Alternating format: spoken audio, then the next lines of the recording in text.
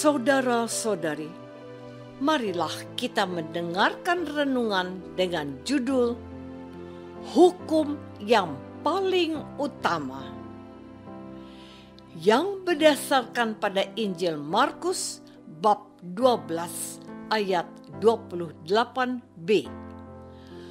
Lalu seorang ahli Taurat datang kepada Yesus dan bertanya, "Hukum manakah yang paling utama?" Dalam nama Bapa dan Putra dan Roh Kudus. Amin. Saudara-saudari terkasih dalam nama Tuhan Yesus Kristus, yang bertanya kepada Yesus tentang hukum yang paling utama itu siapa? Seorang ahli Taurat. Siapakah dia? Ahli Taurat adalah ahli dan penafsir resmi kitab suci. Pada akhir pelajaran yang berlangsung lama, sekitar usia 40 tahun, seseorang dilantik menjadi ahli kitab. Pelantikan itu memberikan kepadanya kuasa dalam ketetapan hukum, terutama dalam mahkamah agama di mana ia berhak mendudukinya. Mereka sering bergabung dalam partai Farisi. Salah seorang yang disebut dalam kitab suci adalah Gamaliel. Menghadapi pertanyaan ahlinya kitab suci, Tuhan Yesus secara lugas dan tegas mengutip kitab Ulangan bab 6 ayat 4 dan 5. Katanya, "Hukum yang terutama ialah, dengarlah, hai orang Israel, Tuhan Allah kita, Tuhan itu esa.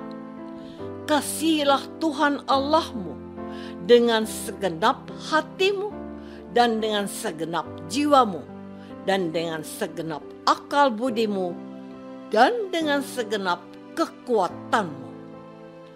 Tambahnya lagi, dan hukum yang kedua ialah, kasihilah sesamamu manusia seperti dirimu sendiri. Dan Yesus menegaskan, tidak ada hukum lain yang lebih utama daripada kedua hukum itu. Saudara-saudari terkasih, ahli Taurat itu mengapresiasi jawab Tuhan Yesus itu dengan jujur. Katanya, "Tepat sekali Guru, benar katamu itu, bahwa Dia esa dan bahwa tidak ada yang lain kecuali Dia. Memang mengasihi Dia dengan segenap hati dan dengan segenap pengertian dan dengan segenap kekuatan, dan juga mengasihi sesama manusia seperti diri sendiri adalah jauh lebih utama daripada semua korban bakaran dan korban sembelihan." Jawab Yesus kepadanya, "Engkau tidak jauh dari kerajaan Allah." Mengapa Tuhan Yesus berkata demikian? Pengetahuan saja tidak cukup. Perlu aplikasi dan penghayatan yang benar dalam kehidupan yang konkret. Ingatlah apa yang pernah dikatakan Yesus kepada ahli Taurat yang bertanya tentang siapa sesamaku manusia. Yesus memberikan contoh seorang Samaria yang baik hati. Ketika ditanya Yesus siapa sesama bagi orang yang dirampok itu, ia menjawab, orang yang telah menolong orang yang dirampok itu. Inilah perkataan Yesus yang tidak menghakimi, tapi mengasihinya. Katanya, "Pergilah dan perbuatlah demikian." Lukas bab 10 ayat 37b. Saudara-saudari terkasih, suatu hari dalam percakapan dari hati ke hati dengan saudara yang bukan Kristen atau Katolik, orang ini bertanya kepadaku, "Apakah yang membuatmu bangga menjadi orang Kristen? Bukankah setiap agama juga mengajarkan kasih kepada sesamanya manusia? Apakah saya mengutip juga apa yang dikatakan Yesus kepada ahli Taurat itu? Tidak.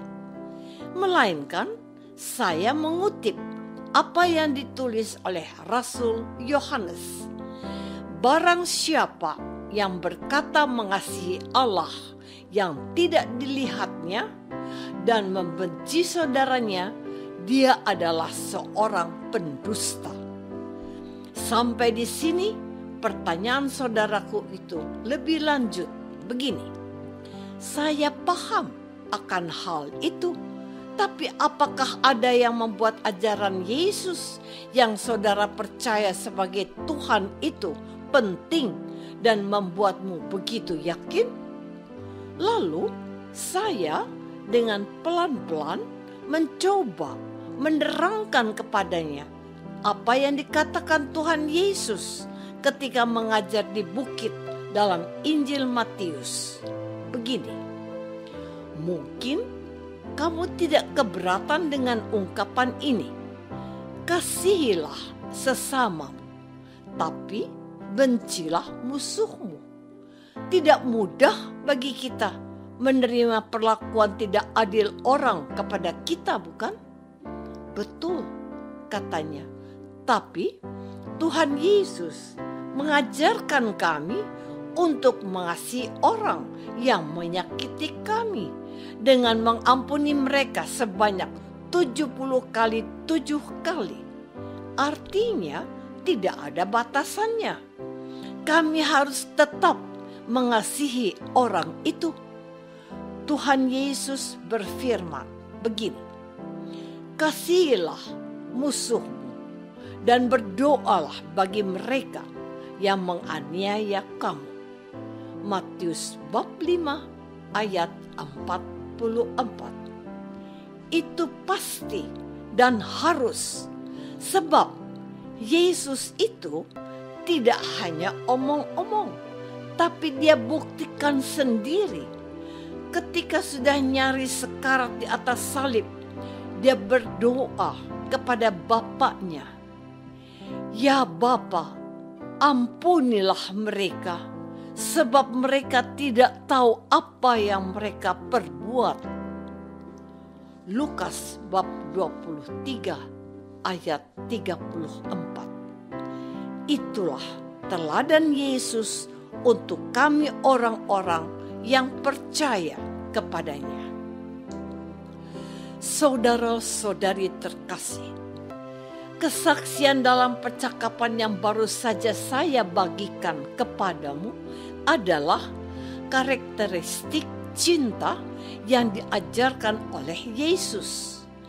Cinta kepada Allah dan kepada sesama kita adalah hukum yang paling utama.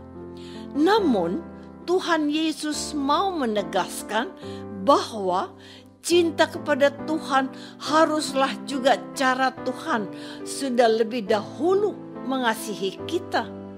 Kita harus mencontoh Yesus yang menghadirkan kasih Allah Bapa yang tidak membedakan orang atau suku atau golongan. Bapa itu mengasihi semua orang, orang baik dan orang tidak baik. Hujan dan panas dianugerahkan kepada mereka tanpa pengecualian. Bapa itu menghendaki semua orang selamat. Sebab Bapa menghendaki Tuhan Yesus menyelamatkan semua orang. Kita pun diundang menjadi altar Kristus, menjadi Kristus yang lain yang mau semua orang selamat. Kita harus mengasihi semua orang, juga mereka yang memusuhi dan membenci kita apakah bisa? Apa yang tidak pernah dicoba, bagaimana kita tahu? Tapi yang pasti, Tuhan membantu kita. Apakah aku sudah mengasihi Allah dan sesamaku dengan sepenuh hati dan cinta? Marilah kita berdoa. Bapa yang Maha Baik, kami bangga menjadi pengikut Tuhan Yesus, sebab Dia telah menyatakan cinta-Mu kepada kami. Bantulah kami meneladani Yesus, mengasihi semua orang agar mereka mengenal-Mu, ya Bapa, demi Kristus Tuhan kami. Amin. Semoga kita semua selalu dinaungi dan dibimbing oleh berkat Allah yang Maha Kuasa. Dalam nama Bapa dan Putra dan Roh Kudus. Amin.